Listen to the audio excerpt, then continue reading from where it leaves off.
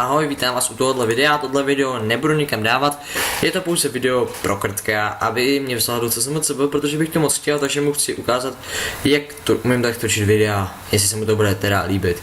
Takže jako ukázkovou jsem si vybral teda MacPixela, určitě super hra, takže třeba i známý Let's Player Man, který ho hrozně žeru. Takže vlastně je to o tom, že jste paňáček a musíte nějak zachránit den.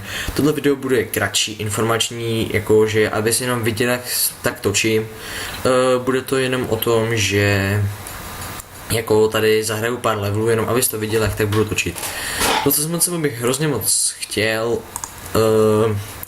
protože by mě to bavilo, videa bych mohl natáčet jenom méně jakože, méně náročných her a možná nějaký vlogy, ale méně náročných hry jsou taky zábavné, takže si myslím, že by to nemusel být až takový problém. Co se týče kvalitu bych určitě zlepšoval podle toho, jak bys mi samozřejmě radil. Určitě bych zlepšoval podle toho, jak bys mi radil a tak, no, takže ke tečku já bych chtěl hrozně moc, co jsem moc, klidně bych natočil ještě další videa, kdyby si chtěl. Znám i nějaký tvý, prostě jsem moc znám třeba mixe a takový lidi, takže určitě by mi to bavilo.